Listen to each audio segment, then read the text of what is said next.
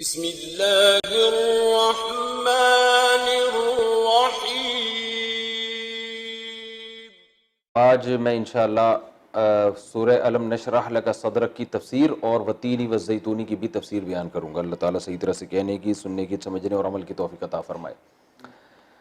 الم نشرح لک صدرک، یہ بھی مکی صورت ہے۔ رسول اللہ صلی اللہ علیہ وسلم کو بہت زیادہ مشرکین مکہ پریشان کیا کرتے تھے، تو جیسے والضحیٰ واللیل اذا سجا میں اللہ نے اپنی نعمتیں بیان کی کہ اللہ نے آپ کو تنہا نہیں چھوڑا ہے، اللہ نے آپ کا پہلے بھی خیال کیا، اب بھی اللہ آپ کا خیال کرے گا۔ آپ یتیم تھے، اللہ نے آپ کی یتیمی دور کر دی، اور اللہ نے آپ کو مالدار بنا دیا۔ ایک اشکال ہوتا ہے کہ نبی تو آخر وقت تک غریب رہے ہیں، ٹھیک ہے نا، تو مالدار کہاں سے رہے، وہ تو گھر میں چولہا نہیں جلتا تھا، تو وہ اللہ نے بنا دیا تھا۔ پھر آپ نے خود اختیاری طور پر آپ صلی اللہ علیہ وسلم نے غربت کو پسند کیا ہے۔ یعنی ایک غربت تو ہوتی ہے نا کہ آپ چاہتے ہیں رزق کی فراوانی ہو لیکن پھر بھی نہیں ہو پا رہی، اور ایک غربت ہوتی ہے اللہ نے رزق دیا مگر آپ سارا صدقہ و خیرات کر کے سب کچھ خرچ کر دیتے ہیں۔ تو نبی صلی اللہ علیہ وسلم کو اللہ نے مال بہت دیا تھا لیکن آپ رکھتے نہیں تھے، تو سارا صبح ہے تو صبح ہی سارا خرچ کر دیا اور رات کو پھر کھانے کے لیے کچھ نہیں ہوتا تھا۔ تو یہ غربت آپ کی اختیاری تھی، یعنی اپنی مرضی سے تھی۔ تو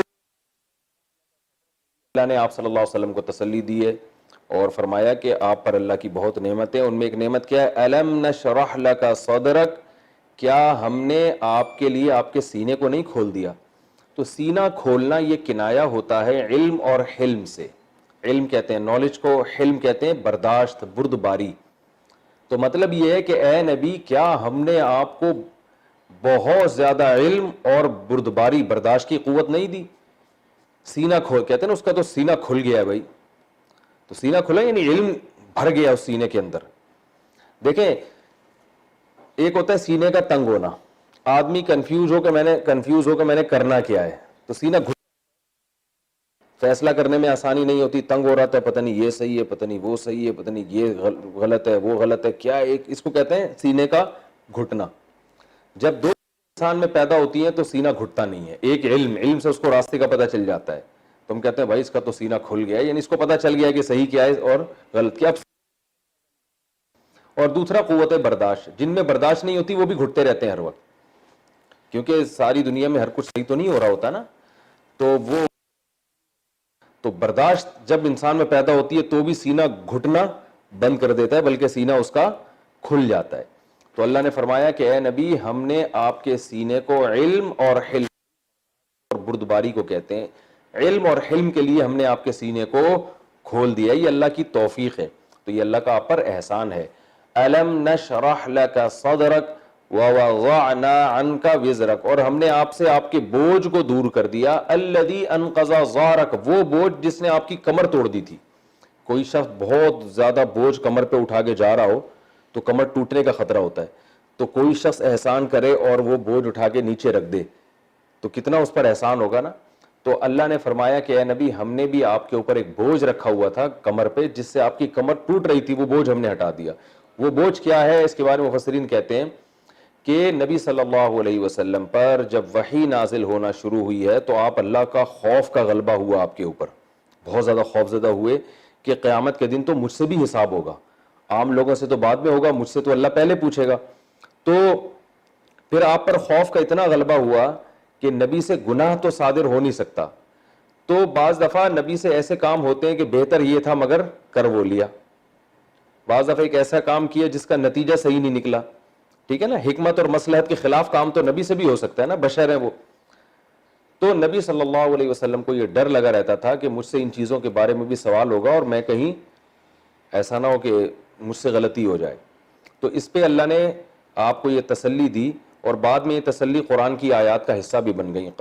وہ ہے نا سورہ فتح جب نازل ہوئی تھی نا بعد میں، تو ما لیغفر اللہ لک، لیغفر اللہ ما تقدم من ذنبک وما تاخر، کہ اللہ نے آپ کے آنے والے گناہوں کو بھی معاف کر دیا اور جو ماضی کے ہیں وہ بھی معاف۔ تو گناہ سے یہاں مراد گناہ نہیں ہے، بلکہ وہ چیز جس کو نبی اپنے حق میں گناہ سمجھتے تھے، نبی کوئی ایسا کام جو بہتر نہ ہو نا، اس کو بھی یہ سمجھتے تھے کہ یہ کیا ہے، گناہ ہے، یعنی میری شان کے لائق نہیں ہے۔ تو یہاں بھی تسلی دی گئی ہے کہ ہم نے آپ سے آپ کے بوجھ کو اتار دیا، یعنی آپ سے کوئی کام ایسا ہو جاتا ہے جو بہتر نہیں تھا تو اس سے آپ سے اس کے بارے میں سوال نہیں ہوگا, اللہ نے پہلے معاف کر دیا, کیونکہ اتنی بڑی ذمہ داری نبی کی لگائی گئی ہے.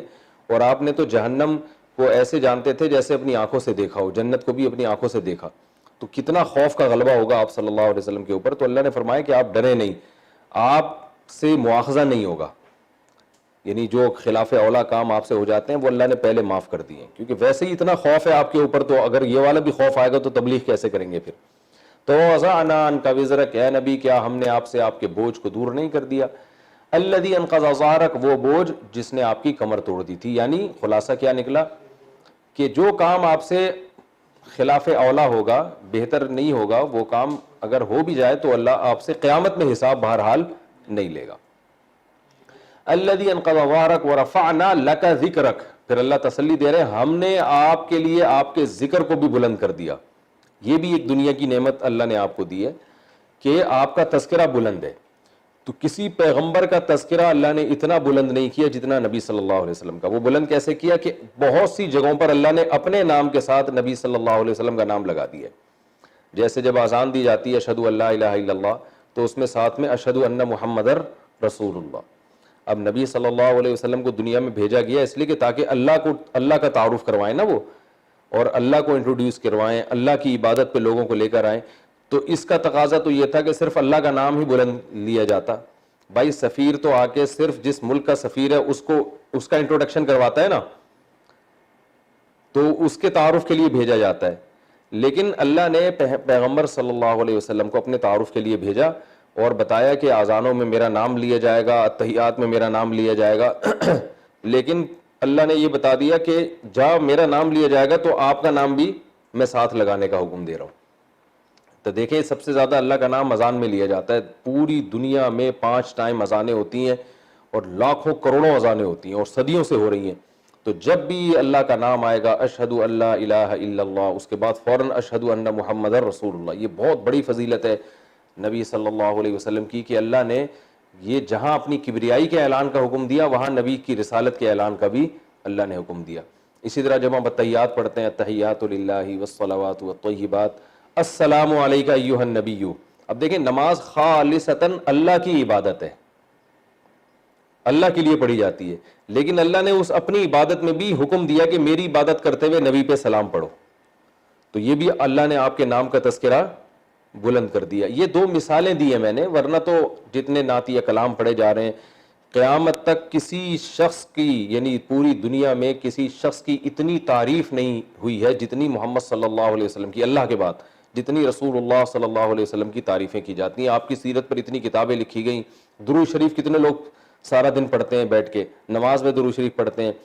تو اللہ نے فرمایا وَرَفَعْنَا لَكَ ذِكْرَكَ, ہم نے آپ کے لیے آپ کے ذکر کو بلند کر دیا. اور جب یہ صورت نازل ہوئی تو اس وقت تو آپ کا نام لینے والا کوئی بھی نہیں تھا.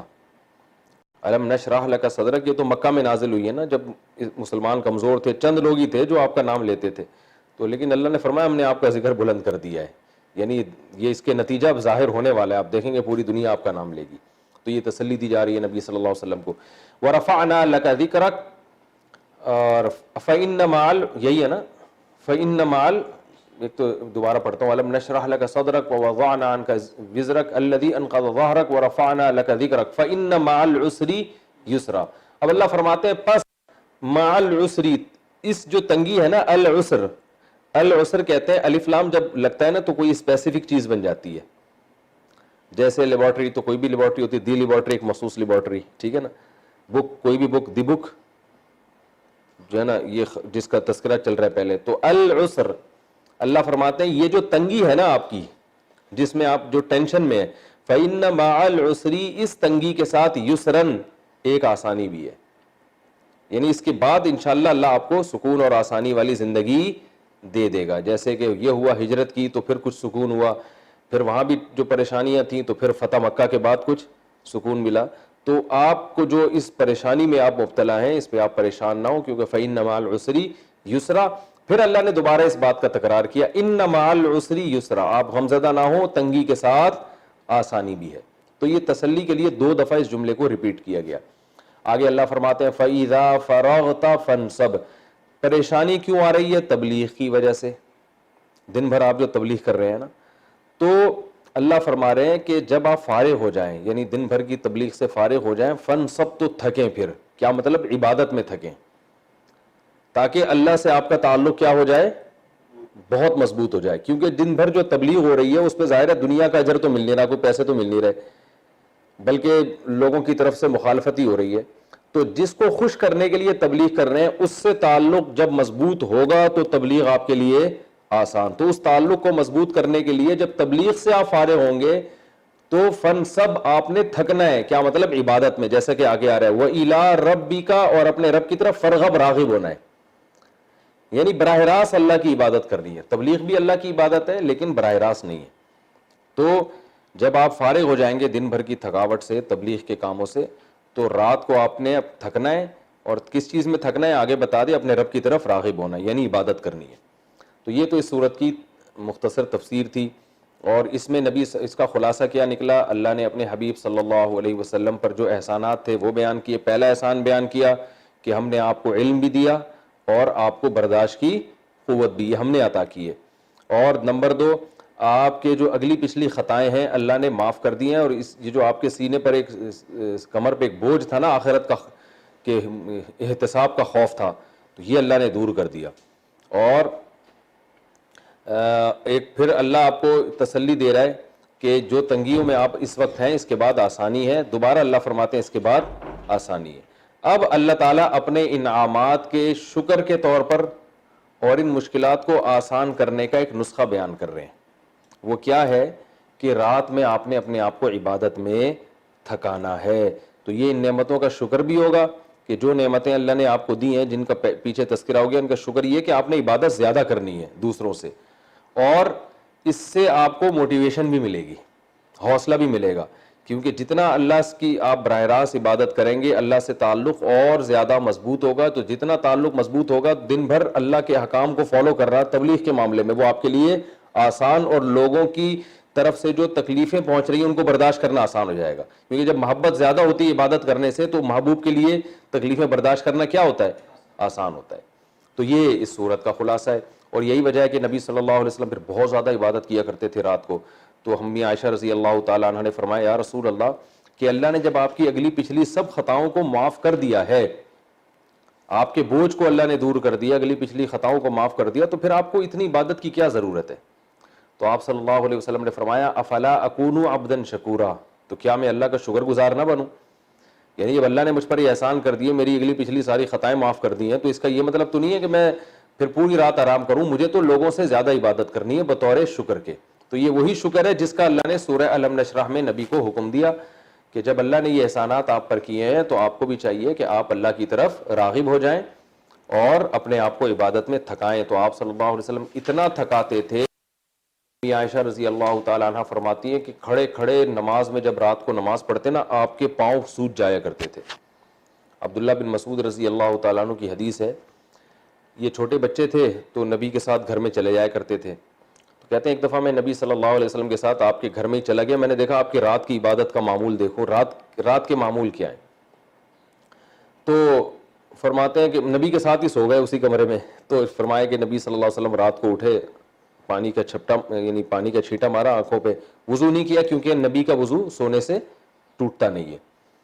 تو کہتے ہیں اس کے بعد آپ صلی اللہ علیہ وسلم نماز کی نیت کے لیے کھڑے ہو گئے. عبداللہ بن مسعود فرماتے ہیں میں بھی بچہ تھا، میں بھی کھڑا ہو گیا. تو لیفٹ سائڈ پہ کھڑے ہو گئے نا یہ، تو نبی نے جو ہے نا کان سے پکڑ کے سیدھے ہاتھ پہ لے آئی، نماز میں ایسے کان سے پکڑا تو ایسے سیدھے ہاتھ پہ کھڑا کر دیا، یہ بتانے کے لیے کہ مقتدی سیدھے ہاتھ پہ کھڑا ہوتا ہے. تو فرماتے ہیں کہ نبی نے جو نماز شروع کی تو مجھے ایک ایسی چیز کی تمنا دل میں ہوئی کہ جو میں یعنی بیان نہیں کر سکتا، یعنی جو مجھے بیان کرتے ہوئے تکلیف ہو رہی ہے، وہ یہ کہ کاش میں کھڑا نہ ہوتا نبی کے ساتھ نماز میں. حالانکہ پیغمبر کی معیت میں جماعت میں کھڑا ہونا تو ایک فضیلت ہے نا، تو اس لیے عبداللہ بن مسعود ان الفاظ کو زبان سے دہراتے ہوئے بھی تکلیف ہو رہی ہے کہ یہ کہنا کہ میں نہ کھڑا ہوتا یہ تو ایک محرومی کی بات ہے. لیکن وہ نبی نے نماز اتنی لمبی پڑھی کہ ان کو خیال ہو رہا تھا میں نماز توڑ دوں، تو اس لیے ان کو یہ ہوا کہ بھائی حق ادا نہیں کر سکتا ہم سے. تو فرماتے ہیں کہ رسول اللہ صلی اللہ علیہ وسلم نے قیام میں سورہ بقرہ پڑھی پہلی رکعت میں، سورہ بقرہ کے پھر آل عمران اور سورہ نساء یہ تینوں اتنی لمبی صورتیں پڑھی ہیں، اور اس میں جہاں جہنم کی آیات آتی وہاں پر روتے، اور بہت یعنی تسلی کے ساتھ فرماتے ہیں کہ پھر اتنے لمبی صورت پڑھنے، یعنی آج بھی ختم قرآن ہوتا ہے تراویح میں، بڑی لمبی لمبی صورتیں پڑھتے ہیں، لیکن وہ اسپیڈ کتنی ہوتی ہے اور نہ وہ جذبات ہوتے ہیں. کہتے ہیں پھر نبی صلی اللہ علیہ وسلم نے جب رکوع کیا ہے فکان رکوعہ نحوا من قیامہ، تو اتنا لمبا رکوع تھا جتنا لمبا قیام. فجعل یقول سبحان ربی العظیم، اور اس میں آپ نے یہ کہنا شروع کیا سبحان ربی العظیم. بس پورے رکوع میں سبحان ربی العظیم سبحان، اور کتنا لمبا رکوع جتنا لمبا قیام. پھر قومے میں گئے، پھر سجدے میں گئے تو فکان سجودہ نحوا من رکوعہ، جتنا لمبا رکوع تھا اتنا لمبا سجدہ. فجعل یقول، اور اس سجدے میں یہ کہنا شروع کیا سبحان ربی الاعلی، سبحان ربی الاعلی کہنا شروع کیا، مسلسل یہی کہتے رہے. تو اس طرح سے آپ صلی اللہ علیہ وسلم تہجد پڑھتے تھے، اور آپ کے پاؤں تو یہ اسی صورت، یہ کیونکہ ابتدا میں یہ نازل ہوئی ہیں نا یہ ساری صورتیں 30ویں پارے کی، بالکل قرآن کی ابتدائی صورتیں ہیں یہ ہیں سب سے آخر میں مگر نازل پہلے ہوئی ہیں. تو فَإِذَا فَرَغْتَ فَانْصَبْ، اللہ نے فرمایا آپ جب فارغ ہوں تو اپنے آپ کو تھکائیں. تو یہ وہ عمل قرآن کی آیتوں پر عمل ہے کہ پاؤں سوج جایا کرتے تھے آپ صلی اللہ علیہ وسلم کے، ورم آ جایا کرتا تھا، اس میں اتنا لمبا قیام کرتے تھے آپ صلی اللہ علیہ وسلم. تو اس صورت میں ہمیں اسباق کیا ملتے ہیں؟ ایک سبق تو یہ ملتا ہے کہ اللہ کی نعمتوں میں سب سے بڑی نعمت کیا ہے کہ آپ کے سینے میں علم آ جائے اور برداشت بھی آ جائے. آج بعض لوگوں کے پاس علم تو ہے، برداشت نہیں ہے، جذباتی بہت ہو جاتے ہیں. تبھی آپ دیکھ لیں بعض جذباتی علماء کے فتوے دیکھیں کیسے جذباتی ہوتے ہیں، اور سوچتے نہیں کہ اس کا انجام کیا ہوگا اس فتوے کا. ابھی جو حکومت پاکستان نے شیعوں کو اجازت دی نا جلوس نکالنے کی، اس پہ بعض علماء نے کہا کہ اب ہم لاک ڈاؤن کی تمام پابندیوں کو ختم کرتے ہیں، مسجدوں میں کراؤڈ ہوگا، کیونکہ جب شیعوں کی اجازت ملی ہے تو ہمیں کیوں اجازت نہیں مل رہی. وہ یہ نہیں دیکھ رہے کہ لاک ڈاؤن یا کراؤڈ پہ جو پابندی ہے نا، اگر ہم پابندی ختم کر دیتے ہیں اور مسجدوں میں رش کرتے ہیں تو حکومت کا نقصان نہیں ہے، نقصان کس کا ہے؟ ہمارا ہے. تو آپ کسی قوم سے انتقام لینے کا ایسا طریقہ جس میں خود ہمیں نقصان ہونا شروع ہو جائے، یہ کون سا طریقہ ہوا؟ آپ خود سوچیں نا. یہ تو عقل مندی کی بات نہ ہوئی کہ حکومت نے نااہلی کا ثبوت دیا کہ لاک ڈاؤن میں ایک مخصوص طبقے کو جلوس نکالنے کی اجازت دی. حکومت نے غلط کیا نا، تو اس غلطی کی سزا ہم نمازیوں کو دیں. بھائی کراؤڈ اگر ہوگا مسجدوں میں، اس طرح دوبارہ ہجوم ہوگا اور وبا بھی پھیلی ہوئی ہے، تو وہ وبا تو پھر ملٹی پلائی ہونا شروع ہو جائے گی. جیسے کہ ہوا ہے ایران میں، دیکھیں کیا ہوا ہے، مذہبی اجتماعات میں کس قدر تیزی سے وبا پھیلی ہے. تو علم بھی بڑی نعمت ہے، لیکن علم کے ساتھ بردباری، ٹھہراؤ طبیعت میں، اور قوت فیصلہ کے تمام پہلوؤں سے غور کر کے انسان فیصلہ کرے، یہ بہت بڑی نعمت ہے. علم اگر ہو اور آپ میں تحمل نہیں ہے، سوچتے نہیں، مشورے نہیں لیتے، بہت جب بھی کوئی فتویٰ دیتے ہیں آپ، اب جیسے ارطغرل ڈرامے کے بارے میں آپ دیکھ لیں نا، علماء کے فتاوی تو آ گئے حرام ہے، ناجائز ہے، یہ ہے. اب کیا ہو رہا ہے، ہمارا سیکولر طبقہ کورٹ میں وہ فتاوی لے کے جا رہا ہے عدالت میں کہ دیکھو سب علماء اس کو ناجائز کہہ رہے ہیں، اس پہ پابندی لگاؤ. تو کیا ہے، حالانکہ علماء تو ان ڈراموں کو زیادہ ناجائز کہتے ہیں جو بہت زیادہ بے حیائی پھیلا رہے ہیں، لیکن سیکولر طبقہ کیا کر رہا ہے، علماء کے ارطغرل کے بارے میں جو دھڑا دھڑ فتوے آئے نا، اس کو لے کے بنیاد بنا رہا ہے کہ اس ڈرامے پہ پابندی لگنی چاہیے. حالانکہ اس ڈرامے پہ پابندی لگنے سے سیکولر طبقے کو فائدہ ہوگا، مذہبی طبقے کو نقصان ہوگا. تو اب جن حضرات نے جذبات میں اس کو حرام، ناجائز اور سختی سے پابندی لگنی چاہیے، فتویٰ تو دے دیا، فتویٰ بذات خود ٹھیک ہے، لیکن اس فتوے کے جو انجام ہونے والا ہے، اس کے جو عواقب ہیں، اس تمام پہلوؤں سے اس پہ غور نہیں کیا گیا. کہ بھائی اس کا دیکھیں، عبداللہ بن عباس رضی اللہ تعالیٰ عنہ کے پاس ایک شخص آیا، اس کے بارے میں عبداللہ بن عباس کو اندازہ ہو گیا کہ اس کا زنا کرنے کا ارادہ ہے، ان کو یقین ہو گیا. تو آ کے پوچھنے لگا کہ اگر میں زنا کروں، اگر کوئی شخص زنا کرے اور توبہ کر لے تو کیا اس کی توبہ قبول ہوگی؟ انہوں نے عبداللہ بن عباس نے فرمایا نہیں ہوگی. حالانکہ زنا کرنے سے تو توبہ، اگر کوئی توبہ کرے تو توبہ تو ہر ایک کی قبول ہوگی، لیکن عبداللہ بن عباس نے اس کو فتویٰ کیا دیا؟ نہیں ہوگی. کیونکہ وہ اس کو اگر کہتے نا ہوگی تو وہ جا کے کرتا، وہ اسی نیت پہ کرتا کہ میں توبہ کروں گا تو میری توبہ قبول ہو جائے گی، تو لہذا مجھے ایک جواز مل گیا. تو عبداللہ بن عباس کے اس فتوے کو غلط استعمال کرنا تھا نا اس نے، تو عبداللہ بن عباس نے فتویٰ ہی چینج کر دیا. انہوں نے فرمایا کہ توبہ قبول نہیں ہوگی. تو حالانکہ توبہ تو قبول ہوتی ہے. تو سوال پیدا ہوتا ہے کہ عبداللہ بن عباس نے غلط فتویٰ دیا؟ نہیں، غلط نہیں دیا. ایک فتویٰ یہ ہوتا ہے کہ توبہ تو بہرحال قبول ہے، ایک یہ ہوتا ہے کہ ان کو پتا تھا کہ تیری توبہ قبول نہیں ہوگی کیونکہ تیرا توبہ کا ارادہ ہے ہی نہیں. جس کا توبہ، جو توبہ کرتا ہے نا، اس کا تو یہ ہوتا ہے کہ ماضی پہ اس کو ندامت ہو. تو اس نیت سے گناہ کر رہا ہے کہ میں توبہ کروں گا. تو عام طور پر جو اس نیت سے گناہ کرتا ہے کہ میں توبہ کروں گا، تو قاعدہ یہ ہے کہ وہ توبہ کرتا نہیں ہے، بلکہ وہ بار بار یہی اسی نیت سے گناہ کرتا رہتا ہے اور وہ توبہ پہ قائم بھی نہیں رہتا. تو اس کی توبہ نتیجے کے لحاظ سے قبول نہیں ہوتی. نتیجہ کا مطلب توبہ تو قبول ہوتی ہے لیکن رزلٹ یہ نکلتا ہے بالآخر وہ گناہ کرتا کرتا جہنم میں چلا جاتا ہے. تو یہ پوری تقریر کو عبداللہ بن عباس نے حذف کر کے ان شارٹ جواب دیا، بھائی نہیں ہوتی. ٹھیک ہے نا، حالانکہ ہوتی ہے، سب کی توبہ قبول ہوتی ہے، لیکن یہ تو جس قسم کی توبہ کرنا چاہ رہا ہے یہ نہیں ہوگی تو یہ والی توبہ قبول نہیں ہوگی. بالکل ایسے جیسے ابراہیم علیہ السلام نے کہا تھا نا، انہوں نے پوچھا کہ یہ ہمارے بتوں کو کس نے معذور بنایا ہے. تو ابراہیم علیہ السلام اگر یوں کہتے، بالکل وضاحتی بیان جاری کرتے کہ اصل میں تو میں نے کیا ہے، کیونکہ میں تمہیں سمجھانا چاہ رہا تھا کہ یہ بتوں کو جب تک اس طرح سے توڑا نہیں جائے گا تو تمہاری سمجھ میں بات آئے گی نہیں. ٹھیک ہے نا. تو اتنی ڈیٹیل میں نہیں، انہوں نے سیاست سے کام لیا جو جائز سیاست ہے. لوگوں نے پوچھا ہمارے بتوں کو کس نے مارا ہے، تو ابراہیم علیہ السلام نے کہا یہ جو بڑا والا بت ہے نا اس نے مارا ہے. ٹھیک ہے. تو سب کو پتا تھا اس نے نہیں مارا، لیکن ابراہیم علیہ السلام نے کیا بولا؟ اس نے مارا ہے.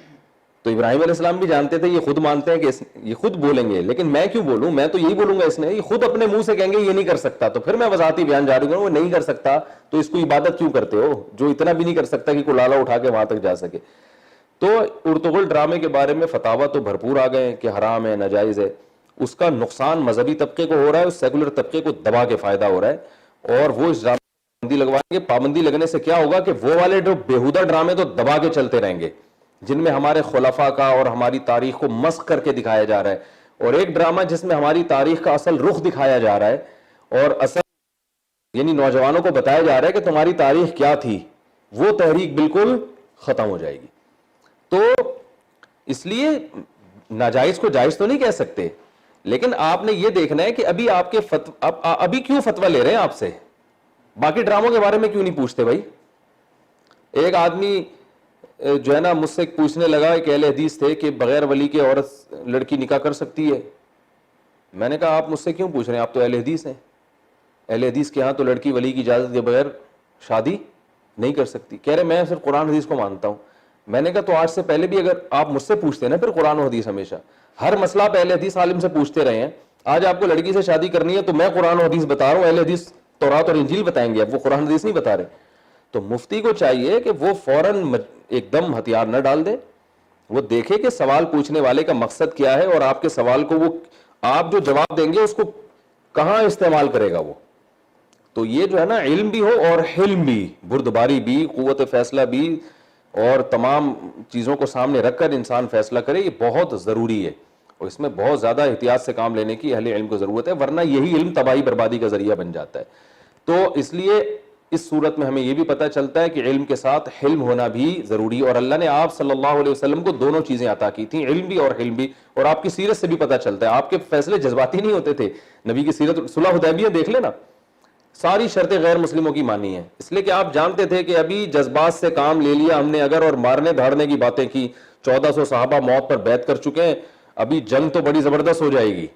اگر میں کہوں میں کسی شرط کو نہیں مانتا، یہ 1400 صحابہ نے تو موت پر بیعت کر لیے، یہ تو سب جنگ میں جھک جائیں، جو ہے نا وہ ایسا ہو جائے گا ایسا ہو جائے گا. لیکن نقصان کس کا ہوگا بھائی؟ یہ شہید ہو گئے یا آدھے بھی شہید ہو گئے تو میرے پاس تو لوگ بچیں گے ہی نہیں آگے کام کرنے کے لیے. تو آپ نے کیا کیا؟ علم ہے مگر بردباری سے کام لیا. تو ہمارے ہاں جذبات، علم کے ساتھ جذباتیت جو آ جاتی ہے نا، اس سے بڑا نقصان ہوتا ہے. اور صرف جذبات ہو علم نہ ہو، یا صرف بردباری ہو علم نہ ہو، تو یہ بھی غلط ہے. علم بھی تو ہونا، علم سے تو پتہ چلے گا صحیح کیا ہے غلط کیا ہے. تو دونوں چیزوں کا ہونا بہت ضروری ہے. تو اس صورت میں ہمیں کیا پتہ چلتا ہے؟ پہلی چیز یہ پتہ چلتی ہے کہ بھائی علم اور حلم یہ اللہ کی بہت بڑی نعمتوں میں سے ایک نعمت ہے. اور دوسری بات وَرَفَعْنَا لَكَ ذِكْرَكَ، دوسرا علمی نقطہ کہ عزت کا مل جانا بھی اللہ کی نعمت ہے. اللہ تعالیٰ نے آپ صلی اللہ علیہ وسلم پر جو انعامات کی، احسانات کی، ان میں ایک احسان یہ بھی کہ ہم نے آپ کے تذکرے کو بلند کر دیا. تو یہ بھی ایک اللہ کی طرف سے انعام ہے. خود اس کی خواہش ہونا کہ میں لوگوں میں مشہور ہو جاؤں, میرا نام زیادہ لیا جائے, یہ حرام ہے, ناجائز ہے, اسلام میں اس کو پسند نہیں کیا گیا. لیکن آپ خود مشہور نہیں ہونا چاہتے, اللہ کی طرف سے آپ کی شہرت ہو گئی, آپ کی لوگوں میں عزت ہو گئی, تو پھر یہ اللہ کی نعمتوں میں سے ایک نعمت ہے, اس پہ بھی ہمیں شکر ادا کرنا چاہیے. تو تیسری اس سے ہمیں اس صورت سے کیا پتہ چلتا ہے بھئی, یہ دوسرا تو ہو گیا نا, پہلا تو علم اور دوسرا علمی نقطہ ہمیں یہ پتہ چلتا ہے کہ شہرت کا ہونا, عزت کا مل جانا, یہ بھی اللہ کی نعمت ہے, بشرطے کہ اللہ کی طرف سے ملے, آپ خود نہ شہرت کے بھوکے ہوں. اور الذی انقض ظہرک ورفعنا لک ذکرک فإن مع العسر یسرا ان مع العسر یسرا, کہ تنگی کے بعد آسانی بھی ہوتی ہے. علماء نے لکھا یہ قاعدہ کلیہ نہیں ہے, بعض بزرگ ایسے جن پر آزمائشیں آئیں اور انہی آزمائشوں میں ان کی موت واقع ہو گئی, تو یہ ضروری نہیں ہے کہ جب پریشانیاں ہیں تو اس کے بعد لازمی آسانی بھی آئے. بعض دفعہ اسی پریشانی میں آپ کی موت ہو جاتی ہے, اللہ اٹھا لیتے ہیں, لیکن اتنی بات ہے کہ پھر آخرت میں اس کا اجر مل جائے گا. لیکن عام طور پر ایسا ہوتا ہے کہ اگر آپ آج ایک ٹینشن کی حالت میں ہیں تو اکثر و بیشتر اللہ اس حالت کو دور کر دیتے ہیں. تو نبی صلی اللہ علیہ وسلم کے ساتھ تو ایسا ہی ہوا, اللہ نے فرمایا آپ کے ساتھ جو تنگی ہے میں اس کو دور کر دوں گا, کیونکہ آپ کا مشن بہت بڑا تھا اور آپ کو بہت زیادہ ستایا گیا تھا, تو اللہ نے آپ کو تسلی دی. تو اس لیے آج ہم جس کنڈیشن میں اگر ہوں, کوئی پریشانی ہو, تو یہ سوچ کے صبر کرنا چاہیے کہ یہ پریشانی ہمیشہ نہیں رہے گی, اللہ تعالیٰ آسان کر دیتے ہیں اس پریشانی کو, نہیں بھی کرے تو اس پریشانی کا عادی بھی بنا دیتے ہیں. وہ اتنی ٹینشن, اس ٹینشن میں وہ کہتے ہیں نا کہ مشکلیں اتنی پڑی مجھ پر کہ آسان ہو گئیں. ایک شاعر نے کہا مجھ پر اتنی مشکلیں آئیں کہ وہ اب مشکلوں کو جھیلنا میرے لیے آسان ہو گیا. تو یہ بھی اللہ کی ایک رحمت ہے.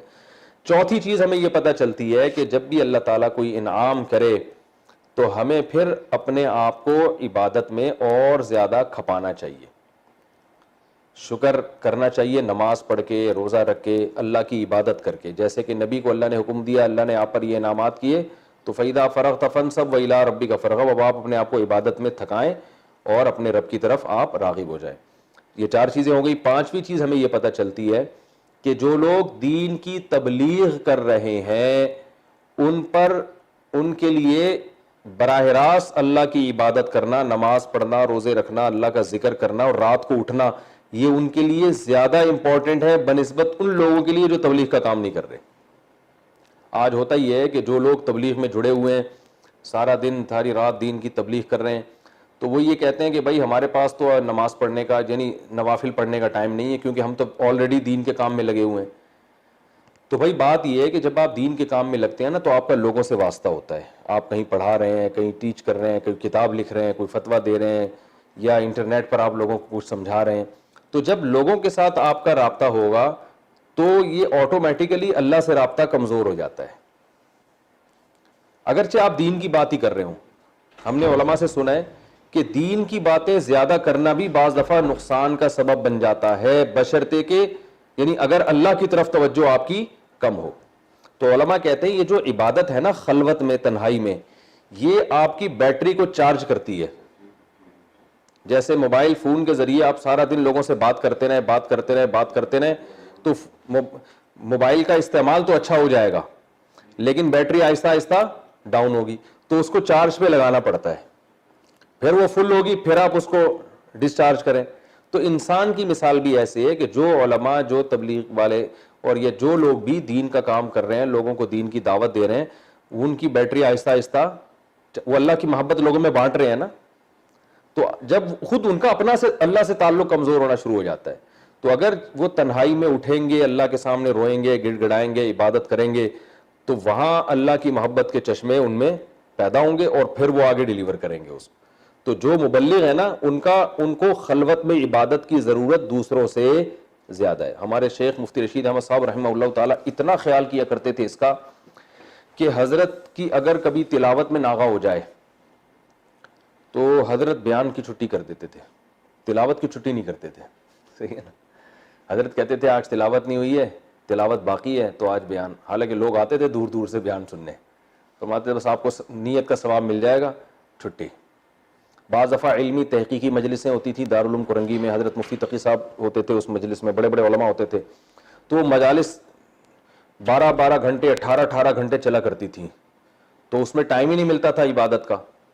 تو اس میں یہ ہوتا تھا کہ اب جیسے صبح سے لے کے دوپہر تک مجلس چلی ہے, درمیان میں تھوڑی دیر وقفہ ہوا, پھر کھانا کھا کے تھوڑی دیر آرام کیا, پھر میٹنگ شروع, تحقیقی مسائل ہوتے ہیں نا, تو اس میں 3-3 4-4 دن بہت زیادہ مصروفیت ہوتی تھی, اس میں ٹائم نہیں ملتا تھا تلاوت کا. تو پھر جب حضرت دارالفتہ آتے تو پھر حضرت بیان کی 2-4 دن چھٹی, کہا کہ یہ 3 دن جو میرا ناغہ ہوا ہے نا, اس میں اب جو عبادت کا ناغہ ہوا اور تلاوت کا ناغہ ہوا, پہلے اس کی کمی کو پورا کروں گا پھر بیان کروں گا. پھر حضرت مثال دیا کرتے تھے کہ کنویں سے اگر آپ پانی نکالیں تو اگر جلدی جلدی سارا پانی نکال لیں تو کیچڑ آنا شروع ہو جائے گا. تو کنویں سے جب پانی نکالا جاتا ہے تو تھوڑی دیر کے لیے اس کو چھوڑا جاتا ہے تاکہ جو پانی نکلا ہے نا وہ پہلے کور ہو جائے, صاف پانی آ جائے پھر نکلے. تو فرماتے تھے کہ جو اہل اللہ دین کی تبلیغ کا کام کر رہے ہیں, یہ اللہ کی جو انوار و معرفت ان کے دل پر اللہ کی طرف سے آ رہے ہیں, یہ پانی ہے جو لوگوں میں تقسیم کر رہے ہیں. تو خلوت میں تنہائی میں بیٹھ کے عبادت کریں گے تو یہ انوارات دوبارہ جذب ہوں گے اور پھر لوگوں میں تقسیم ہوں گے. اگر تنہائی میں عبادت اور دعائیں چھوڑ دیں تو پھر کیچڑ آنا شروع ہو جائے گا. یہ جو آج بہت سے لوگ یوٹیوب پہ بیٹھے ہوئے ہیں نا, قرآن حدیث کے نام پہ لوگوں کو ایک تباہی میں ڈال دیے انہوں نے. ان میں سب سے بڑا مسئلہ کیا, ان میں اللہ کا خوف نہیں ہے, اللہ کی محبت نہیں ہے. تو یہ تنہائی میں گڑ گڑانے والے نہیں ہیں. آپ دیکھیں حاجی عبد الوہاب صاحب کو, کوئی عالم تو نہیں تھے, وہ دین کا کتنا کام لیا اللہ سے انہوں نے, سوری اللہ نے ان سے. مجھے بھی کیچڑ آنا شروع ہو گیا ہے کتنا زیادہ اللہ نے ان سے دین کا کام لیا نا, حالانکہ عالم نہیں تھے. دنیا بڑے بڑے علماء ان پہ مرتے تھے, ان کے بیان سننے کے لیے دنیا بھر سے لوگ آتے تھے اور بیان کے الفاظ بھی سمجھ میں نہیں آ رہے ہوتے تھے. وہ کیا تھا, درد دل بانٹ رہے ہیں, بس درد دل. تو تنہائی میں اتنی عبادتیں ان لوگوں نے کی ہیں, ان بزرگوں نے اتنی عبادتیں کی ہیں کہ ان کی زبان سے 2 لفظ سننے کے لیے لوگ پتہ نہیں کہاں کہاں سے آتے ہیں کہ یار, حالانکہ نہ کوئی علمی کوئی بڑا مقام, اگرچہ علمی ضروری ہے, بعض دفعہ ایسا ہوتا ہے کہ علم اگر نہ ہونا تو یہ عبادت سے بجائے فائدے کے الٹا نقصان ہوتا ہے, کہ خود بھی عالم نہیں ہے اور علماء سے پڑھا بھی نہیں ہے, پھر وہ لوگوں میں بیان بھی شروع کر دیں تو اس کا نقصان یہ ہوتا ہے کہ وہ بیان پھر غلط بھی شروع ہو جاتا ہے نا. جب علم نہیں ہے تو جذبات غالب ہو جاتے ہیں. تو علم اور تنہائی کی خلوتوں کی عبادتیں, یہ دونوں بہت ضروری ہیں. جب نبی کے لیے ضروری ہیں تو ہم اور آپ کون ہیں بھائی. تو اس سے بھی پتہ چلتا ہے کہ جب رات کو ہمیں کچھ نہ کچھ, اور اس سے بھی پتہ چلتا ہے کہ اتنی عبادت رات کو تنہائی میں ضرور کرنی چاہیے جس سے تھکاوٹ تو محسوس ہو. چلیں وہ والی تھکاوٹ نہیں کہ نبی کے تو پاؤں سوج گئے, ورم آ گیا, اتنی نہ بھی ہو تو کچھ نہ کچھ تھکاوٹ ہونی چاہیے. اتنی عبادت, اور رات کی عبادت کیا ہے, نماز اور دعا. قرآن میں یہ 2 ہی چیزوں کا تذکرہ ہے, نماز کا کہ یبیتون لربہم سجدا وقیاما, یہ راتوں کو نماز پڑھتے ہیں اور دعائیں مانگتے ہیں, وبالاسحار ہم یستغفرون. تو یہ 2 اس کی اہمیت بھی اس صورت سے ہمیں پتہ چلتی ہے. کتنا ٹائم باقی ہے بھائی؟ 8 منٹ, 7 منٹ باقی ہیں. اب سورہ والتین والزیتون انشاءاللہ 7 منٹ میں ہم کوشش کرتے ہیں ختم ہو جائے. اس کے بعد جو صورت ہے والتین والزیتون, اس کی ترجمہ اور گرامر تو میں نے پہلے بتا دی تھی, اب اس کی میں تفسیر بیان کرتا ہوں. اللہ تعالیٰ نے اس صورت میں 3 چیزوں کی قسم اٹھائی ہے, انجیر کی, زیتون کی اور مکہ کی. 3 قسمیں اٹھا کے اللہ نے فرمایا سب سے بہترین انداز میں ہم نے کس کو بنایا, انسان. اب ان 3 قسموں, قسم اور جواب قسم میں مناسبت کیا, میں نے بتایا تھا نا, قسم ہوتی ہے ایک جواب قسم یعنی دعویٰ. مناسبت یہ ہے کہ انجیر اور زیتون یہ مادی لحاظ سے سب سے بہتر خوراک ہے. انجیر اور زیتون, انجیر کے فضائل میڈیکل سائنس بھی بیان کرتی ہے, حکیم بھی بیان کرتے ہیں کہ انجیر طاقتور بہت ہے. بھائی خوراک کا بنیادی مقصد کیا ہوتا ہے, انرجی ملے, تو انجیر سے آپ کو انرجی بہت ملتی ہے. خوراک کا بنیادی مقصد ہوتا ہے کہ انرجی ملے, اور اچھی خوراک ہوتی ہے انرجی ملے مگر سائیڈ افیکٹ نہ ہو. انرجی تو مل رہی ہے, انرجی تو کرنٹ سے بھی ملتی ہے. ولید بھائی آپ ہاتھ دیں اور بٹن آن کر دیں, انرجی ہی انرجی ٹھیک ہے, بالکل سستی کائلی مکمل کیا ہو جائے گی, دور, ٹھیک ہے نا, اتنی انرجی آ جائے گی آپ کے اندر. تو انرجی تو آپ کو اس سے بھی مل جاتی ہے, کولڈ ڈرنک جو آپ پیپسی پیتے ہیں نا, بہت فل آف انرجی ہے, یہ بہترین طاقت ہے اس میں, لیکن سائیڈ افیکٹ بہت زیادہ ہوتے ہیں. تو انجیر کیا کرتی ہے کہ طاقتور بہت ہے مگر سائیڈ افیکٹ نہیں ہے. یعنی وہ تو بہت زیادہ کوئی چیز کھائیں گے وہ تو ہر چیز ہی ہے نا, لیکن نارملی خون صاف ہو جاتا ہے اس سے, اور پیٹ کے بہت سارے امراض ختم ہوتے ہیں, پیٹ میں کیڑے وغیرہ ختم ہو جاتے ہیں, قبض ختم ہو جاتا ہے. طاقت کی چیزیں زیادہ تر قبض پیدا کرتی ہیں, تو صاف خون پیدا ہوتا ہے اس سے. یعنی ایک اچھی خوراکوں میں ایک نفیس خوراک سمجھی جاتی ہے. اس کے بعد ہے زیتون. دنیا میں جتنے بھی آئل ہیں ان میں سب سے بہترین آئل زیتون ہے. آپ کو یقین نہ آئے نا کہ انجیر اور زیتون سے کیا ہوتا ہے تو آپ شام جائیں. میں ترکی گیا ہوں, وہاں شامی بہت دیکھے میں نے, بے انتہا خوبصورت لوگ ہیں. تو ہم سوچتے تھے یہ اتنے خوبصورت کیوں ہیں, تو ان کی خوراک انجیر اور زیتون سے شروع ہوتی ہے اور انجیر اور زیتون پہ ختم ہوتی ہے. تو اس سے ان کی اسکن ہمیں پتہ چلتی ہے کہ ایسے شفاف ہو جاتا ہے, یعنی انجیر اور زیتون کھانے والے لوگ. تو اب کیا ہے, اللہ نے, اچھا زیتون کی قرآن میں ایک اور جگہ بھی تعریف ہے, شجرۃ مبارکۃ زیتونۃ لا شرقیۃ ولا غربیہ یکاد زیتها یضیء ولو لم تمسسہ نار. زیتون کے تیل میں دھواں نہیں ہوتا, آپ اس سے چراغ جلائیں بدبو نہیں آتی. اور جو کولیسٹرول وغیرہ کے مسائل دوسرے آئلز میں ہے نا, وہ زیتون میں نہیں ہوتے. فل آف انرجی ہوتا ہے, شوگر لیول زیرو ہوتا ہے, اس میں شوگر نہیں ہوتی بلکہ شوگر میں مفید ہے. تو اللہ نے یہ دو قسمیں اٹھائی ہیں, بتا رہا ہوں جی, آ رہا ہوں. دو قسمیں اللہ تعالیٰ نے اٹھائیں, اور پھر اللہ نے قسم اٹھائی وَهَذَا الْبَلَدِ الْأَمِينَ, اس امن والے شہر کی, یعنی مکہ کی. تو اب سوال پیدا ہوتا ہے مکہ, انجیر, زیتون, ان تینوں میں آپس میں مناسبت کیا ہے؟ اور پھر یہ قسم اٹھا کے فرماتے بہترین بنایا ہم نے انسان کو. تو اصل میں انسان کی دو قسم کی خوراکیں ہوتی ہیں, ایک روحانی اور ایک جسمانی. انسان کو دونوں خوراکیں چاہیے. اگر انسان کی صرف مادی خوراک ملے اور روحانی ٹریننگ نہ ہو تو وہ گدھا بن جائے گا نا, بیل بن جائے گا. جیسے باڈی بلڈر ہوتے ہیں ماشاءاللہ, ہوتے بڑے فٹ فاٹ ہیں, اب اگر اخلاق بھی اچھے ہیں پھر تو ٹھیک ہے, اگر کوئی چور ڈاکو ہے تو پھر وہ اچھا انسان کہلانے کا مستحق نہیں ہے. تو انسان کو دونوں قسم کی خوراک چاہیے, روحانی بھی اور جسمانی بھی. روحانی خوراک ملتی ہے وحی سے, اور وحی پیغمبروں پہ آتی ہے. وحی سے ہمیں گائیڈنس ملتی ہے کہ کیا صحیح ہے اور کیا غلط. دیکھو گوروں کے پاس وحی کی تعلیمات نہیں ہے تو ابا کو اولڈ ہوم میں جمع کرا دیتے ہیں کہ نہیں کرا دیتے, زنا بھی کرتے ہیں, ڈرگس بھی لیتے ہیں, پتہ نہیں کیا کیا کر رہے ہیں. تو روحانی تعلیم کا جو منبع اور سرچشمہ ہے وہ مکہ ہے, کیونکہ نبی صلی اللہ علیہ وسلم پر پہلی دفعہ جب وحی نازل ہوئی تو کہاں نازل ہوئی ہے؟ مکہ. تو مکہ کے ذریعے روحانی غذا ملی ہے انسانوں کو, اور جسمانی غذا جو سب سے بہترین, یعنی سب سے بہترین روحانی غذا مکہ سے ملی ہے. دیکھو گائیڈنس تو ہر ایک کرتا ہے نا, اچھی باتیں تو غیر مسلم بھی کر رہے ہوتے ہیں, بھائی یہ کیا کرو وہ نہ کیا کرو, لیکن سب سے بہترین جو روحانی غذا انسان کی ہے وہ کہاں سے شروع ہوئی ہے؟ مکہ سے.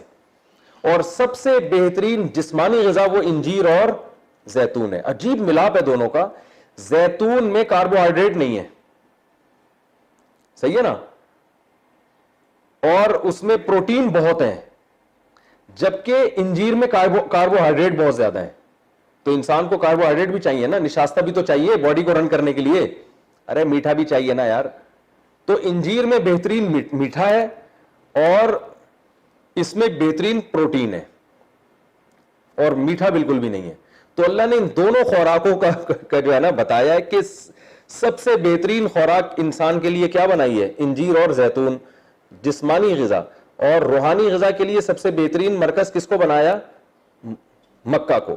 تو اللہ فرماتے ہیں جس مخلوق کو مادی غذا میں انجیر اور زیتون کھلایا جا رہا ہو اور روحانی غذا اس کی مکہ سے ہو, تو یہ دونوں چیزیں اس بات پر گواہ ہیں کہ انسان سے بہتر مخلوق دنیا میں کوئی بھی نہیں ہے.